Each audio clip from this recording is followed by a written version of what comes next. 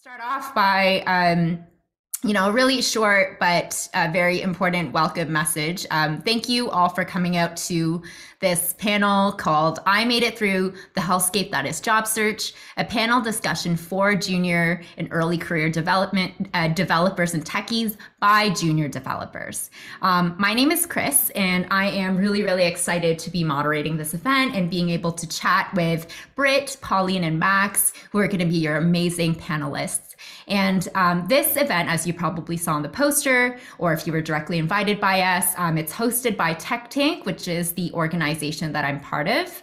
And we're basically, we're an active group of devs, designers, PMs, and other tech folks that range from mostly junior and early career professionals, all the way to seniors with 10 or more years of experience. So we have been hosting these kind of job-related workshops, sessions like these, and other study groups and other in-person social events in Toronto. So if you're interested in joining, we do have a Slack group. So Sammy's going to plug in the link to join, and we're also going to plug it in at the very end. So yeah, again, we're so happy that you're here, and especially in this really awful job market right now, we feel it's so important to kind of reflect and share what we've learned throughout our journeys along the way. So hoping that you can pick up a few tricks or so from our discussion tonight. And without further ado, let's meet your panelists. They are showing up one by one. Hello. Okay, so your panelists are Britt, Max, and Pauline. I'm gonna maybe ask if everybody can just go around, do like a really short intro, maybe, where you're working, when you started, maybe a little bit of the tech you use, and just like a brief journey of how you came to be right now, this moment.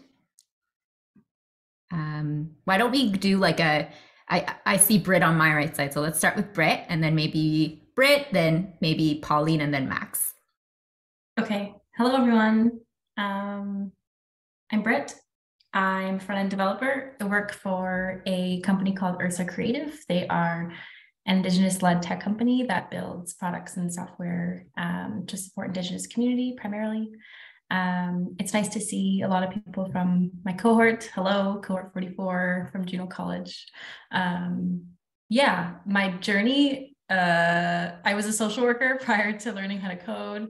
I worked in schools and as well as a therapist at a clinic in the city I live in, and burnt out during the pandemic and really wanted to think of better solutions to some of the challenges I was having in the field. And so here we are. I started my role end of January, so I'm still fresh and hope I can share some helpful things. Don't know how helpful I'll be, but here we are, and that's me. Awesome. Thanks, Britt. Pauline? Hi, everyone. My name is Pauline. I'm a full stack developer for an agency. We take on multiple projects at the same time, and it's very fast paced. At the same time, you have to learn fast as well. So that's the environment, and you get to learn different things as well because you get to be exposed to many different types of projects. We do browser apps and even mobile apps. You also get to touch every areas as well. So I love my job. It's really fun. I'm a self-taught, so I believe a lot of us could relate. So today, I'm excited to meet you all who are also self-taught and share my experience with you guys. Thanks. Hi, I'm Max. I am here in Victoria, BC as well. I just got off of a 3-month contract with Past.ai. We're an AI ed tech company, and it's a startup, very, very small team. So I was kind of doing a mix of coding and marketing and just kind of cold emailing people, including some teachers. So it's a pretty cool product.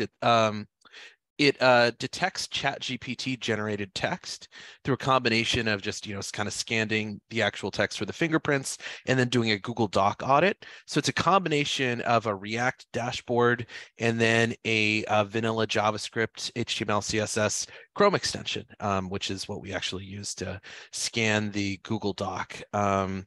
So I've unlike everybody else, I am a Lighthouse Labs graduate. I don't know if we have any, can we get any thumbs up in the chats if anybody's here from Lighthouse Labs? But yeah, I kind of came maybe a little differently from some folks.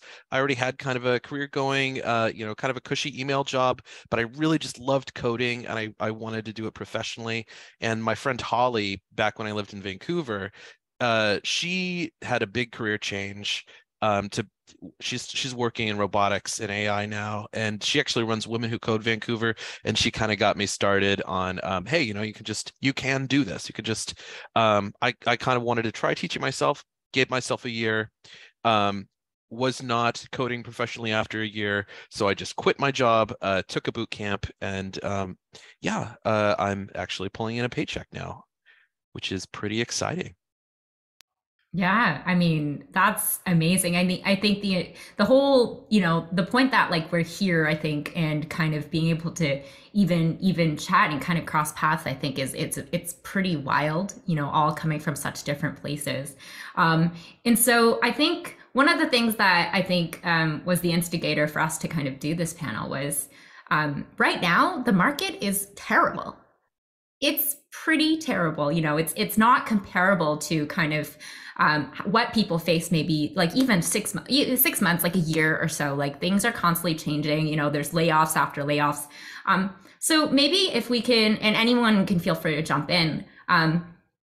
What do you think are some, like, I guess maybe like the top two, or just like the most effective kind of job search tactics for this particular market that you used, that you found to be successful in your job search? I can talk. Top two. Well, I guess I can only speak to my experience, obviously, but for me, it was really about like using what you have. I think I was not a strong coder when I finished boot camp. I was not like probably even amongst like the best half of my cohort. And I knew that, but I knew that I'm really social and extroverted. And I knew that I had a really interesting career in social work prior to this journey. And so I used those two things to my advantage. I looked at a lot of like tech places that were nonprofit based, or tech companies that were working on solutions that were maybe aligned with the values that I had for my social work career, or like health tech. So I sort of really geared my applications to those because I figured, okay, maybe I can stand out if I use that. So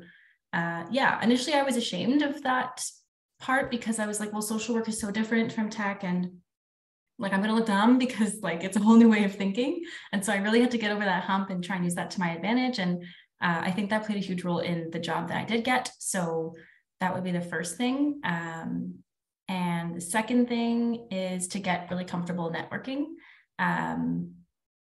Yeah, that takes practice. It is awkward if you've never had a networking chat before, especially if you're doing a virtual coffee chat and you're both sitting there like, okay, like tell me about yourself. It can definitely be awkward. So get lots of practice doing that, and take care of yourself. Actually, I want to change my second one. The number two is to take care of yourself, because job search sucks and it takes a toll on your mental health. And I'm sure we'll talk about that more later, but yeah, take good care of yourself mentally. Amazing. Does Max, Pauline, either of you want to chime in? Sure, I'll go ahead. Sorry, Max. Why don't we just do it let's do it again like that. This is perfect order. Oh yeah, that's right. My top would be, you'll need to be autonomous, like find ways to show that. And when I started, I didn't know how to stand out. I just create ways or things that I could talk about. to make myself different from others. So I started coding on the weekend, weekly, with other people, and I would invite them. I would post on LinkedIn about it. And that's something I mentioned every single time in my interview. I talk about how I take the initiative, how I approach people, and I do these things to get better. And of course, I enjoy it. And that's why I decided to do that and use that to my advantage. So of course, always do something that you're actually willing to do. But that's the direction, right? Something that you can talk about to make yourself stand out. The other one would be create packaging yourself, knowing how to make that relation between your previous experience and have it related to the position you're looking for now. Sorry, I heard something.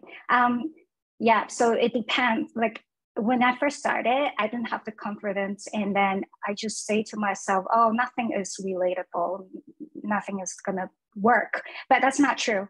We all have our own experience, and we all were employed before, and all those did not go to waste. There's gotta be something, you have to know how to package yourself, and be confident. Don't say no to anything. It is hard right now, right? It is really hard. Even my senior developer friend, he's complaining. So you guys are competing with him right now. You better work hard. For me. So I think the one thing, so I'm going to start with sort of like a general approach thing, and that is that you have to fake it until you make it. You have to fake confidence. You will eventually, believe in yourself and everything. But you may be an amazing developer, but somebody is going to get hired ahead of you if they kind of are willing to go out there and sell themselves and say, yeah, I am going to apply for this intermediate developer role. I am going to show somebody my project. I am going to, finish this and put it out there on GitHub. And, it's scary. It's awkward, asking somebody for, and obviously, you're going to be polite and kind and thoughtful when you do these things, but like, if you reach out to somebody, this is my other tip, you got to get a human. Like you have to, no interview I have gotten was the result of just, filling in an application and then just kind of waiting. I followed up with people on LinkedIn. I talked to friends. I was like, hey, I see that you have a mutual connection with so-and-so at XYZ Corporation. Do you think you could send an email introducing the two of us? And it feels really awkward and difficult and scary. And you feel like you're being in imposition, and a lot of us are kind of socialized to be that way, more so than others. But you just kind of have to say, okay, unless I do something that makes them call the police, the worst thing that is going to happen is that they're going to say no. And it's practice. Every time, you make an ask, you go do an interview, you have that coffee chat, you get better at it. And, a lot of these opportunities are not going to be right for you. Everybody has to do a lot of different interviews. Everybody has to have like a lot of conversations and connections, and then kind of something eventually just does fall in your lap. But the more of this stuff you do, even though it's scary and difficult, when the right opportunity does come to you, you're going to be in a way better position to kind of make the most of it.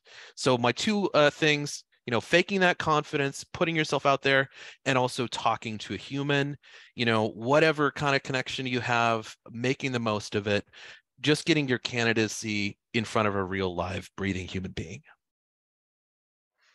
Yeah. Oh my God. Those are, I think there's like already enough for so much to kind of think about. And so maybe let's go into some specific tactics. I'm gonna, I know I sent you a list of questions. I'm gonna skip a little bit. So speaking of, I guess, actually trying to connect with people on LinkedIn, we all spoke about the importance of networking, the importance of like actually, trying to make those connections to make that interview happen. Do you have, I guess, your approach of how to send DMs or connecting messages on LinkedIn that actually get you a reply? I can go. Yeah, I have slid into many DMs, Pauline's included. Actually, Pauline and I had a coffee chat. I don't know if you remember this, when I was still job searching. And that was one of like my first, well, not my first, but it was definitely like a practice one for me. And I remember feeling cringe afterwards. So I think, but how I got that, I think just by being like really candid, I guess. Not in a, hey, the job market sucks so bad and I've applied to over 200 jobs and can you give me a referral to your company? But more in a, hi, I'm really excited about what you do at XYZ company. I would really love to contribute to XYZ mission. This is my previous experience. I think it would be an amazing fit. Would love to chat with you or someone at your company. If you have any time, here's my Calendly link. To make it nice and easy for them. Shout out Juno College for teaching us that one. But in terms of getting replies, it was honestly about trying to just be really candid about like, hey, I'm new, I'm looking to chat with people in the industry, not necessarily outwardly saying like, I'm looking for a job and I want a job at your company. However, I really like your company and I'd love to learn about your role. So yeah, that's what's been helpful for me. I have been on the receiving end of like a, hey, saw that you work at this place. Can you give me a referral? And that maybe comes across as maybe you're not quite interested in me or my journey or what we actually do. I know nothing about you. And so maybe just like, you know, humanizing yourself, because DMs are not very human and LinkedIn is a bit of a, what's it called? Dumpster fire. So yeah, humanizing yourself and being candid in your approach to chit-chatting with people, I think. Yeah. Yeah. Thanks, Britt. I guess just to also add, like, not only how to send DMs that get replies, but I guess the DMs that didn't work out. So like also some, scenarios, which Britt went over as well. So that would be helpful if you have. So Pauline, I guess. Yes. To increase your chances, what I did was I would go on LinkedIn for job postings that are hiring already, obviously, and then I would reach out to that company. I would go into the company's LinkedIn page. It would have, all the employers who are connected to that page, right? So you go in there, you have a list of the employees. I would message every single one of them, especially the developers. And actually only the developers. I never really had any luck with human resources people. So I stick with developers. One thing what I was looking for in that was if I connect with a junior developer, I find that it would be easier to talk to them because more relatable. And if they're fresh, they are more willing to help you. It's also a way to get your tips later on if you get to talk to anybody from if you get to talk to anybody that's doing the hiring process. So that's a big plus. And if the CEO decided to message you, that's even better. I will also reach out to the CEO. I find that for a size about 10 to 15 people, there's a higher chance that the CEO would reply to you. It will become more personal. Yes, I was targeting smaller businesses, and that increased the chances. Awesome. And Max? For me, I think the big thing is just finding something that you're interested in, because if you're here, you're putting more effort into this job search than the vast majority of people. If you just wanted to make, have like a good steady job, you probably, you could go out and get a trades certificate and do that pretty quickly. But obviously, if you're here, it's because in some way you're very passionate about programming and building things on the computer.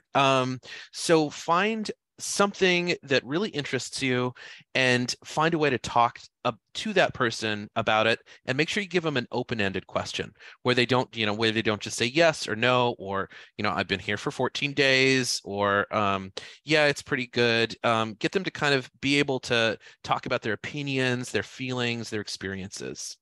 And people love talking about themselves, and if they're passionate about the company and the work that they're doing, they love talking about it. And find something that really interests you. Yeah, that's really cool. Actually, Max, if I can just ask a quick follow-up, Sure. do you have like an actual example of the open-ended question and something that kind of came, like a question that you may have asked someone that you found was like really helped you to connect with that person? Absolutely. So one of the things I was really interested in, kind of in my first job, and just kind of keep an eye on your own feelings and your own thoughts and what you're really thinking about. The big thing for me was like, what does a day actually look like as a software developer? So I was kind of, that's one of them. The other one is just about the onboarding process. What does that look like? And I would get a lot of really interesting answers. Companies have some really cool ways of kind of trying to bring new people, especially junior developers, on board. I learned about all these different really cool programs. The other thing is you might actually learn, and given the job market, I don't think this is really going to be the case for anybody, but you might learn, okay, this company just kind of plops you into the seat without really any support, that maybe it's not for you. Maybe that is something that once you're a little more experienced and you're kind of you do become a more tasty candidate to recruiters, you kind of can say no to offers. So that's good to think about for the future. But just getting people to talk about their experiences, what they're really passionate about, and specifically the onboarding process, company culture, maybe the work from home setup. Once you've kind of had obviously you don't want to start with how much money do they give you for a chair, but once you're having a conversation, you can talk about, like, what's the work from home or hybrid situation like? Is there a budget for equipment? A lot of companies give like pretty baller home offices. People are very proud to show off their cool chairs and stuff. Yeah, thank you so much Of for that. course. Yeah, I love that. That's gonna be my new favorite question, how much everybody's chairs are. But actually going into that, I mean, because a lot of the times the reason we try to slide into those DMs is so that we can make that into a coffee chat.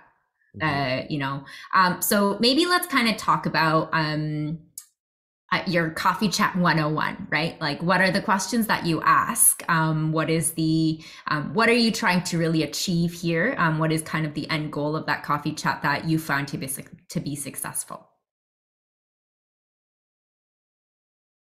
I guess I'm going first again. Also, Max, you made me think of something else in getting replies. Was I found that like people are less likely to ignore you if they feel like they're going to run into you somewhere. So sometimes I would like try and find a commonality between me and that person, and maybe use that as leverage just to be like, hey, we're a part of this similar community or thing, or alumni. Like I once had a reply from someone, and I think that maybe it was because I said like, hey, I see that you also went to Carleton, like go Ravens or something ridiculous. And they replied and said like, hey, sorry, you're way too junior for this role, but like so nice to meet you, like all the best, whatever. So try to find something in common with the person if you can, and use that to your advantage. And now I've forgotten your initial question, Chris. It was about coffee chats. How do you do your coffee chats? Yeah, I would try to like have almost like a pregame. People who do like pre-workout for the gym, I would have like a pregame for my coffee chats because I get nervous and don't quite know what to say. So, but to Max's point, people love to talk about themselves. So usually I'm asking questions about what's your experience? How did you get to where you are? Asking if they're self-taught or bootcamp or computer science. Asking about what mentorship has looked like along their journey. I have a Notion like page of questions that I would keep open on the side just in case I got nervous, that I could like look over and have it not be too obvious, but have a question ready to go in case things got awkward. And that included stuff like, I don't know, let me pull it up now and see. Yeah, one of them, what are your thoughts on learning publicly and getting over the awkwardness of being active on LinkedIn? Which was genuine because I felt really awkward about LinkedIn and wanted to know like, what have other people done if they're active? Yeah, what modern languages do you think are valuable for me to learn as I like begin my career? What what's been your experience with tech tests? Because that was something that was daunting for me. So again, just things that I'm genuinely curious about, but also know that maybe it'll like get them to chit chat. And usually after 2 or 3 questions, the conversation unfolds a bit more naturally. So yeah, but again, that took lots of practice. Like my first few coffee chats after them, I was like cringing for like at least an hour afterwards. Like, why did I say that? Or like, that was so awkward. So it really just took a lot of practice.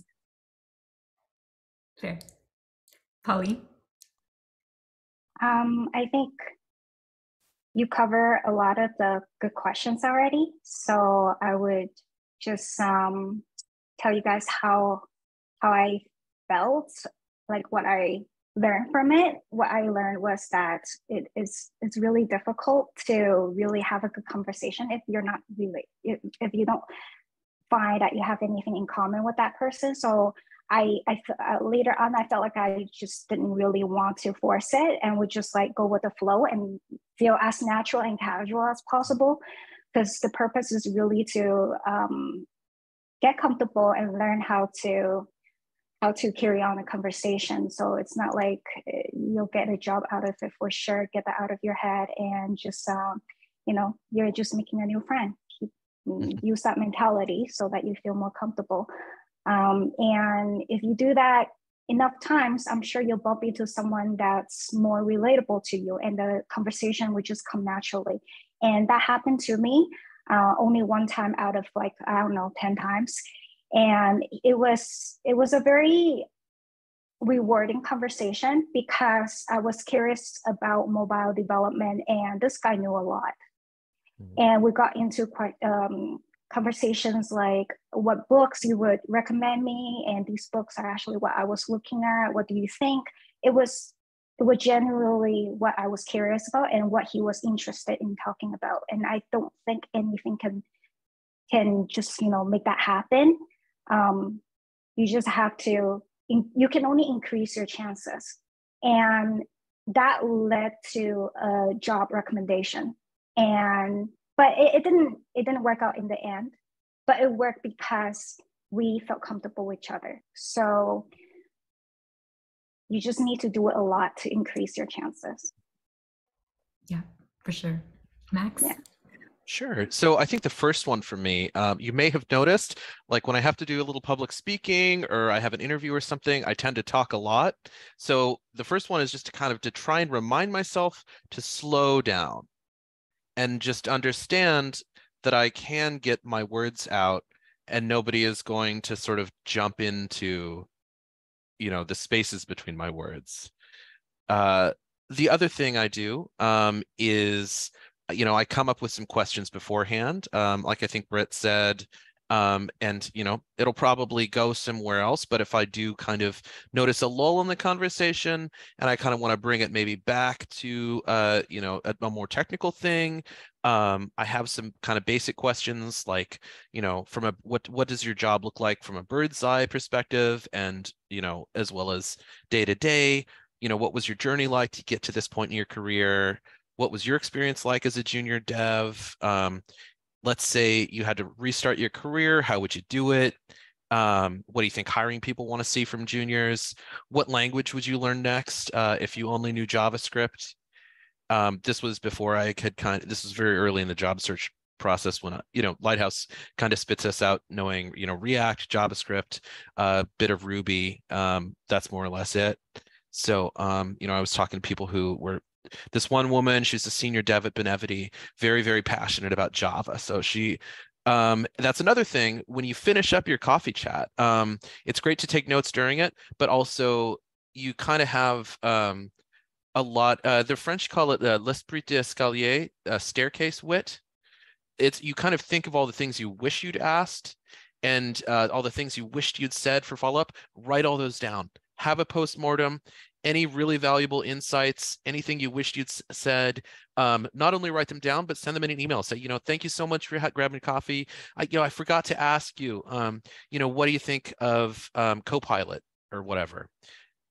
So a couple of, predetermined questions, then go with the flow, and then that postmortem The nice thing, the amazing thing is these senior devs are worth hundreds of dollars an hour, and they're letting you have their time for free. And my senior dev friend basically said, just make sure you pass it along. That's part of why I'm here today, because I've managed to get myself a job, and I'd like to, help other people.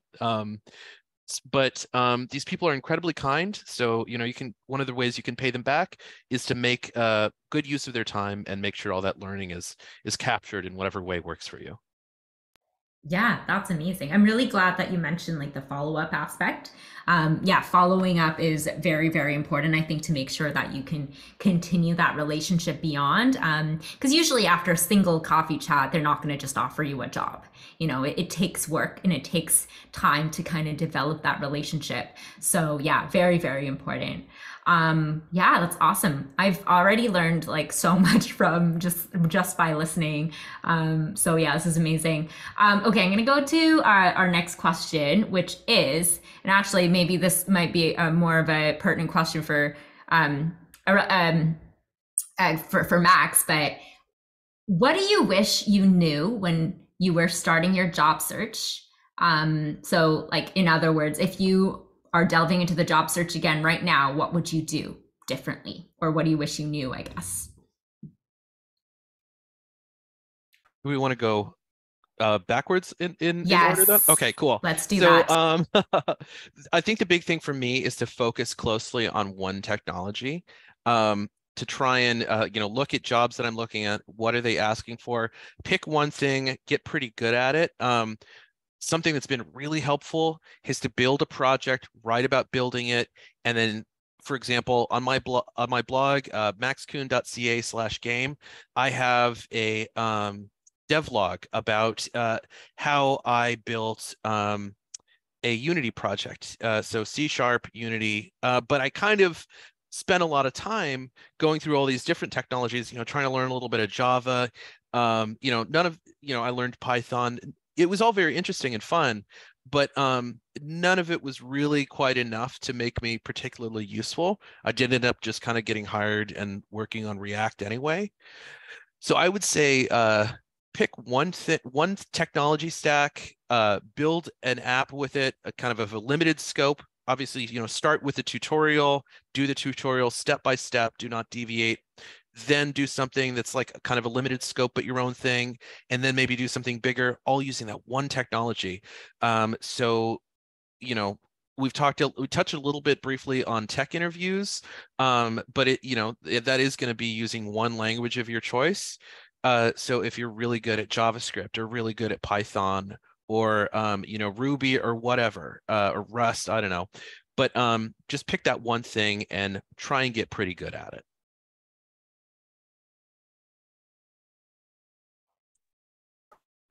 For me, I wish I started building publicly earlier, making posts about my projects online and showcasing my work. What happened was once I did that, I gained more confidence. And that was because people could see my work and I would get DMs, people complimenting me and asking me questions. And they would even ask like, oh, what, are you employed? What are you looking for? I got people curious, and that just made me, it was like some confirmation. And slowly from there, I built up my confidence, and that could show when I go into interviews. It also creates more topics, right? When you're doing your coffee chats, it's also easier to showcase your work. If there are any job opportunities, you can just send your link directly to them and they could see your activities on LinkedIn. They could have all the accessible links to your project as well.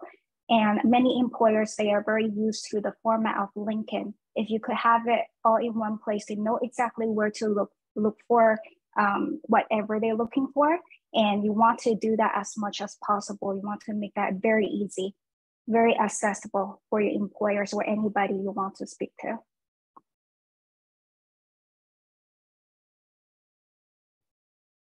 I think all I would add is that I wish that I knew that I didn't have to know everything. Like, I spent too much money on Udemy courses. I learned a little bit of a lot of stuff, and it had me really scrambled. And I feel like I'm even still undoing that, like just trying to go back to the fundamentals of JavaScript so that I can, nail that and continue progressing.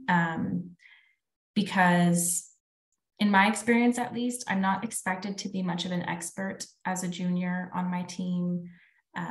Like mentorship is plentiful, and there's lots of like room for growth in that respect. So whereas I thought that I needed to really know everything and know everything really well going into the field, because you're entering a new industry and there's lots of fear surrounding that. And I had a lot of anxiety about that. So I wish I knew that it was going to be okay and I didn't have to know everything. Because even now, like the more I've gotten comfortable with not knowing things, the more calm I am and the better my output is. So that's what I wish I knew prior. Yeah. I would like to sure. add to that, actually. So circle back to my point where I said that I wish I knew so that I could build public sooner. It was also because I was afraid to show that I didn't know it all. So don't be afraid of that. Even a project that is incomplete, still show it. It doesn't really matter. Yeah, for sure. Now, this wasn't something, I have a question that is not really part of what I sent you, but it was mentioned a few times. I think it's important to talk about. How do you think, I guess, job seekers, like, in terms of maintaining our sanity, maintaining our mental health, while trying to do probably one of the hardest things ever, is really, really difficult. So do you have any kind of thoughts, or I guess your experience on, how you were able to deal with all of the turmoil that's going on, and sort of any sort of tips that you might have for the current job seekers right now, especially, I guess, more on like staying motivated and not give up and persisting?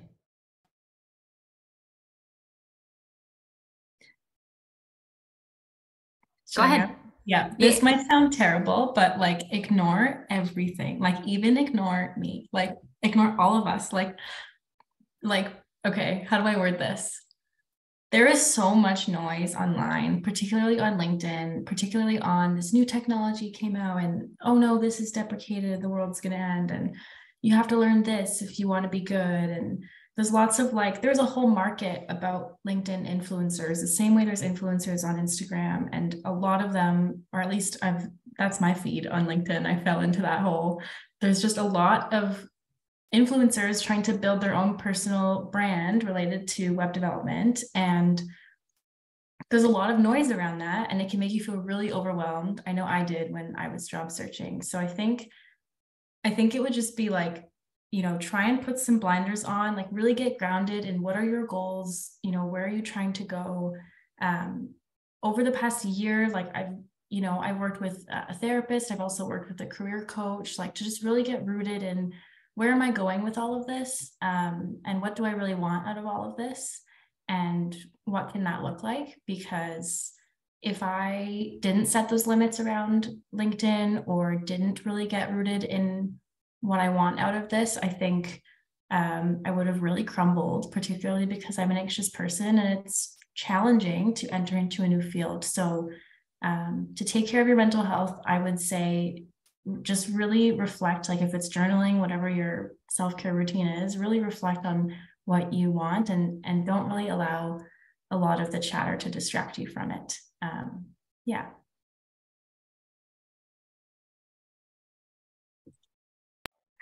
For me, I think I crashed probably twice. And one was from interview rejection. The other one was just a little bit of burnout.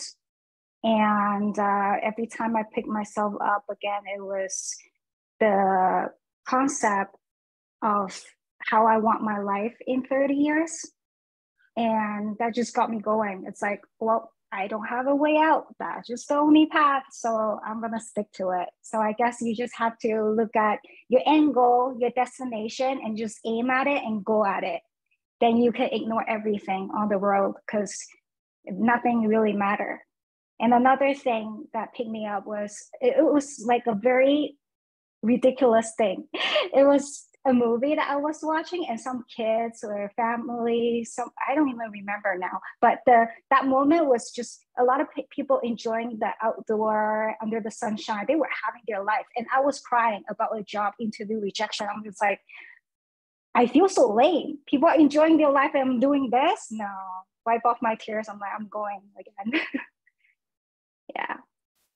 Still have fun with it. It's not end of the world. And I knew that I could get this job, and the process is going to be difficult, but it doesn't matter because I'm going to get there. Be confident. I think a big thing for me is just accepting that self-care is a valuable part of productivity, that I will not put out my best work unless I take care of myself. So really kind of investing in that, in stuff like sleep, taking a walk, taking my dog outside, seeing my friends, getting off the computer at 11 p.m. because, if you're banging your head against the wall on a problem, you are not going to solve it that evening. You're just going to get more and more frustrated, lose sleep, and then inevitably when you pick it up the next day, you're probably going to immediately figure out, oh, this is how you fix that. Yeah, I did struggle a lot with kind of feeling as though I really just needed to throw myself against the job search and, coding in my personal projects. Like what the other panelists have said, it is hard to get a no. It feels like a rejection of you as a person when it's not. Just as an example, I interviewed with actually the job that Britt has right now. And they're really cool people. It's an awesome team, awesome office. They do really amazing work. But that role is better suited for her because she was a social worker. And it doesn't mean that I'm a bad person or that she's like a better or smarter person than me. All those, she is very smart and cool, and has some amazing experience. But, there ended up being a role that I was really well suited for. And it doesn't mean that I'm a better person than the people that also applied for that position. It just means that whatever the hiring person was thinking, I just happened to fit it better. Maybe, I'd had my coffee and a walk, and it was a sunny day in my house. So I just interviewed, 2% better. It really is so difficult. I know saying this is one thing and feeling it is a very different thing. But really just whatever you can do to understand that it's not about you as a person. It's not about your intelligence or your skill as a developer. It really is just kind of, it might be where their eye happened to land on your resume. It could be something like, for example, I have a marketing background and they wanted somebody who knew how to use Photoshop. It really is so, divorced from any of the things that that should form our sense of who we are.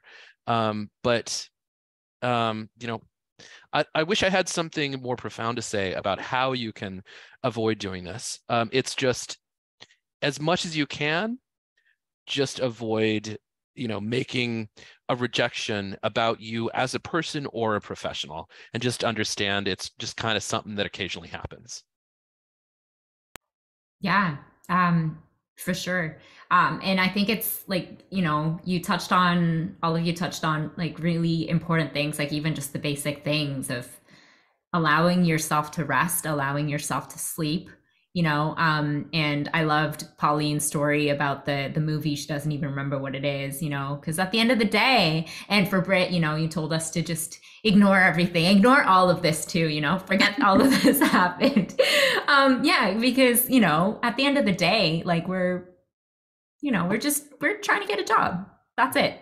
That's literally the only thing. So appreciate all of that.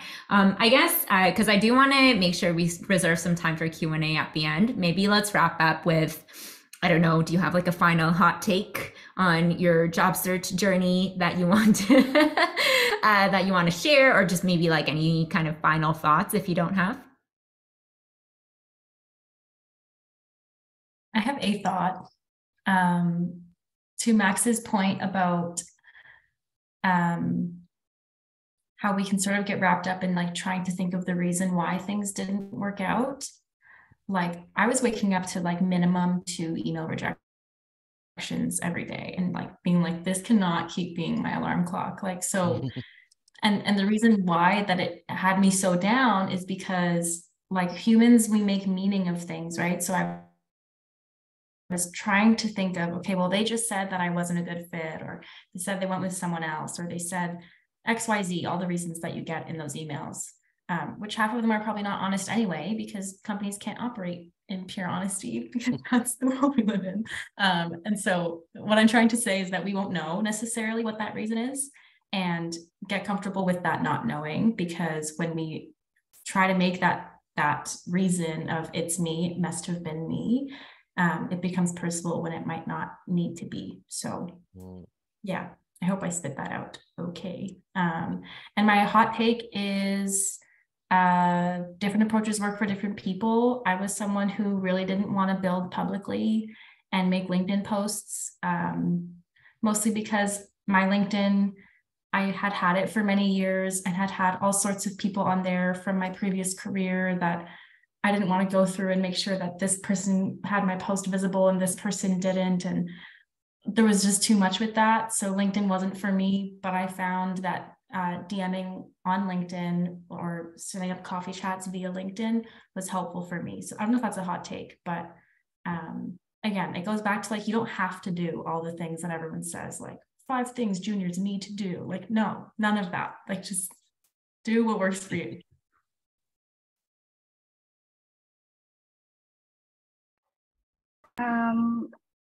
Something came to mind. It's this LinkedIn influencer. He actually posts quite a bit of tricks that make you stand out in using React. And I found what he said was helpful. So I don't know, sometimes you have to, I felt like when you look for influencers, stay open-minded, because I didn't expect that someone could give that kind of content, because I didn't see it anywhere. And it really helped me. And it's also because sometimes it's the same information, but if the person reword it in a different way, somehow it's easier for you to understand and absorb. So stay open-minded, and if you're not motivated or you feel stuck, any kind of problems, turn to your computer and look for, because we have all these resources now, not just for development problems or mental health problems, anything like that. Always turn to sources that could help you instead of like banging your head and trying to figure things out. Especially we have ChatGPT now. We should really just ask any questions using ChatGPT, and it really helps. Yeah, find people that can inspire you. And if you don't have one, you gotta look for people that can do that for you. I've got 2, so I'm going to keep them really, really quick. The first one is, please, I think I made a post about this, but never, ever, ever send people out of the blue LinkedIn Connect requests with no note or context. It's just totally useless. Like, the point of LinkedIn and networking in general is to have conversations with people. So if you're spending time every day going through your mutuals connections and sending them all connection requests without any kind of note or anything, and you didn't meet them at an event or something, that's very valuable time that you could be using for networking, for job searching, for personal projects. So just be like, hey, I noticed you graduated from Lighthouse Labs as well. I thought I'd send you a connect request. Even something like that is like a precursor, and add a question like, how did you like it? Or I see you work at XYZ company, how do you like that? So just making sure that you're actually setting up an opportunity for a conversation there. The other thing that I just kind of wanted to touch on, because this I think is something that people might be underutilizing, is large companies. I talked to some recruiters at TELUS actually, and TELUS says that most of their junior programmers, they hire from their customer support team. So non-coding roles at big companies that do have these support networks in place, TELUS, for example, they can be stepping stones that actually pay you. And they have these employee resource groups. They have groups for women, LGBT people, Indigenous people, Black people. They also have a resource group for accessibility. This is a really cool one. You know, even if you don't have a disability, you might develop a disability, but also accessibility is really important for web development. So this can kind of be a great opportunity for you to go in, get like a phone support job, and then get involved in this employee resource group. You know, find a senior dev who could be your mentor and say, hey, I'm really passionate, you know, about web accessibility. And then you can, you know, talk to this person at work and say, oh, I've been building this on the weekend, check this out. So that's kind of another route that maybe more people should consider in this very difficult job market. You know, if you can't find a job and, you know, your bank account's running low, and you're just not getting bites, a place like TELUS can be a great way to kind of have a different path into being a developer. Yeah, that's awesome. Yeah, I feel like I've been seeing more like tech adjacent jobs coming up recently. Yeah.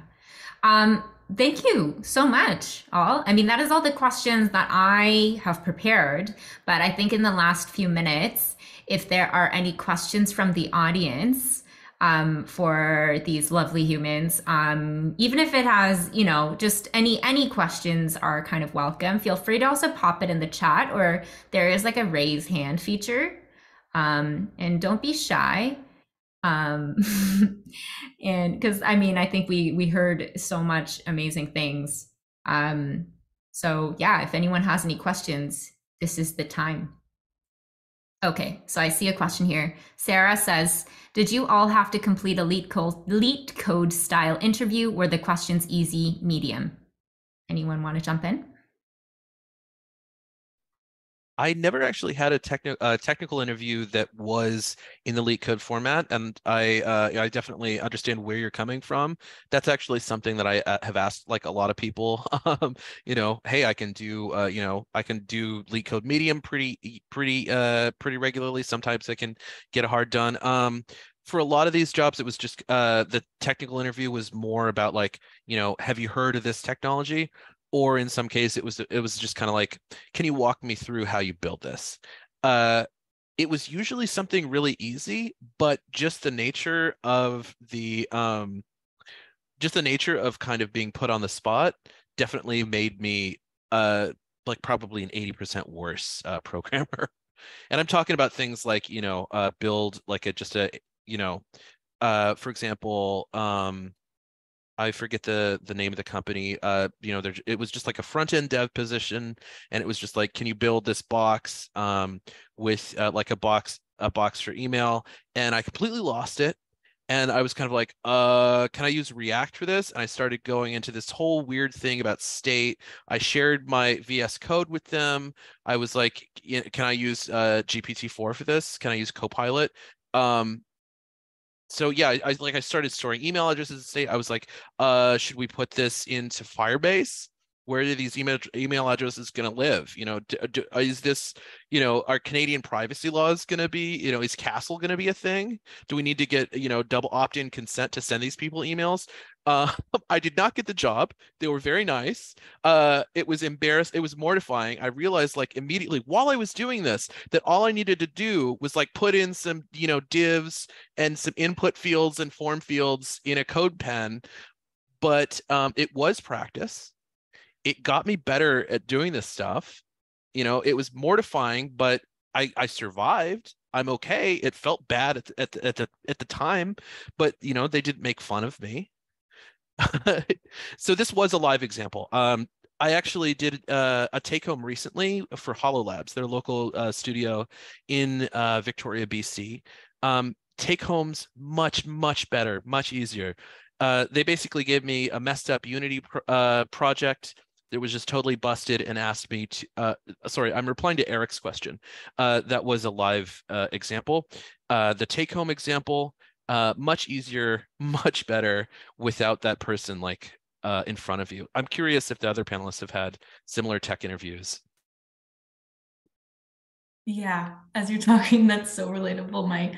It actually wasn't live, it was a take home, but then it was like present it, and they started getting like asking me questions about my code, and I was panicking. And I literally at one point shouted out my mother, which was terrible to do in an interview. And I was, yeah, when you said mortified, that resonated. So yeah, I also haven't had any lead code style interviews. Similarly, I had an interview that was like a walk me through the project, or like share your screen, show your code, we'll ask you questions about it.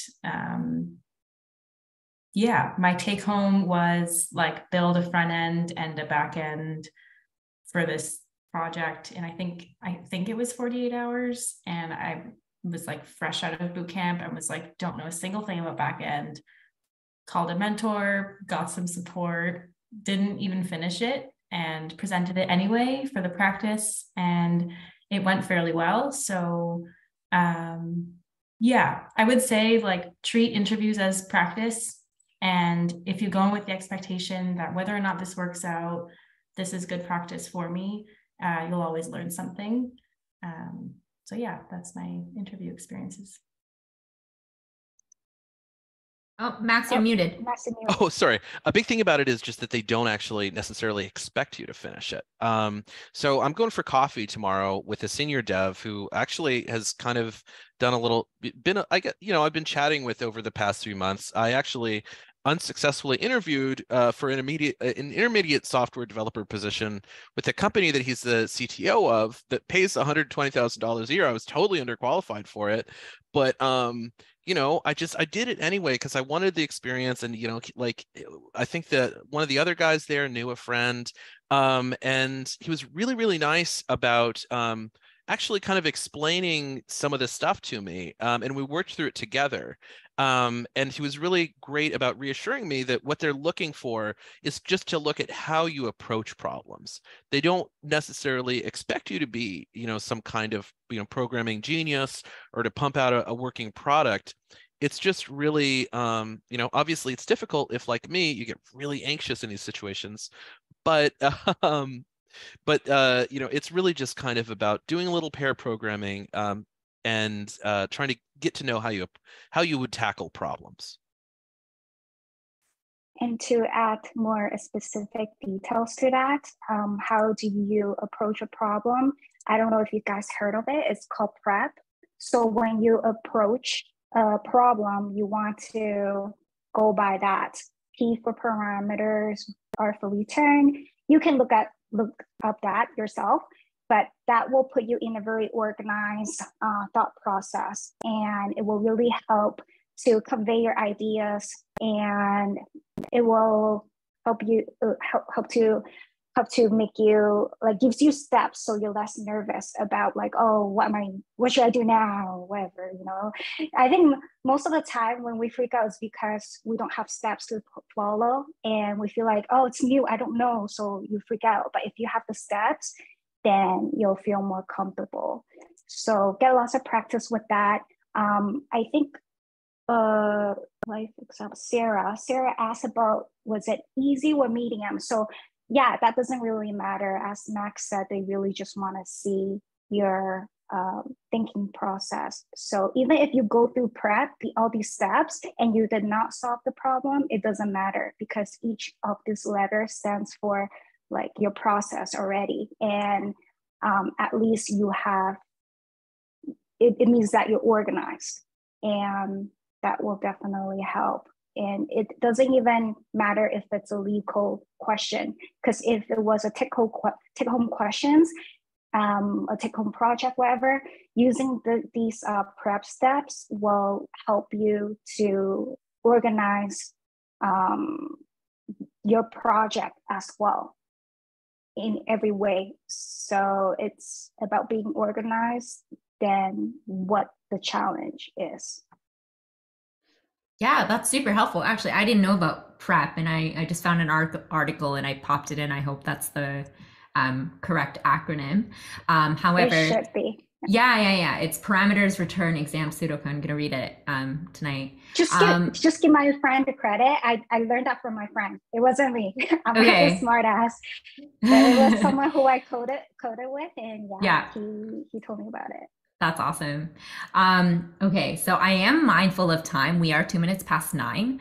But I know that I'm wondering if our panelists would be okay. Would you be okay with popping your LinkedIns in here if anyone has any questions, follow up beyond this, if they can reach out, and make sure, like Max said, you send that LinkedIn connect with the connect message. Otherwise, we're not going to accept it. No, but like seriously, like you can use it as a practice and, just literally say, hey, we met at the event today or whatever. So yeah, that gives you, that's a good way to kind of practice. But I wanted to, oh my gosh, how did you, wow, look at Max. That is, okay. This is a program called and it just interjects itself between your webcam and your Zoom or whatever. Oh, wait, it's MHM? MMHMM. I'm popping it in chat. Thank you. Oh, wow. That is like next level. Okay, I will make sure I get it on this as well. I don't think I can, but anyways, yeah.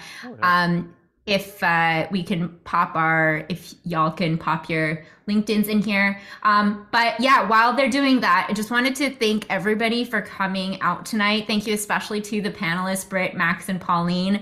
I've learned so much from you. I am so happy that this is being recorded because I'm going to go listen to it probably on like 1.5 speed.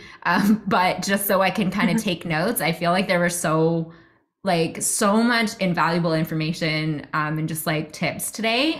So really appreciate it. Just want to plug in, if you want more kind of, I guess, content like this, please join our Slack channel. We have a lot of events. We have social events. We do study sessions together. We offer sessions like this. Next week, actually, next Tuesday, same time at 8 p.m. Eastern Standard Time, we have another amazing workshop. This is a post I made on it. We're going to have a workshop called Networking for Introverts. So that is going to be presented by Sean, who is going to go through some practical tips and techniques to kind of navigate, networking events and networking scenarios, going through doing coffee chats or whatnot, where you might not be naturally kind of inclined to, put yourself out there. Then if that's who you are, then, you should definitely come out to that event. So if you click the LinkedIn post that I just posted, you should be able to get the Zoom link and the information and the poster from there. Yeah. So I think that's it. Thank you so much. This was so wonderful. Thank you so much, everybody. And enjoy the rest of your evening. I will stop the recording now.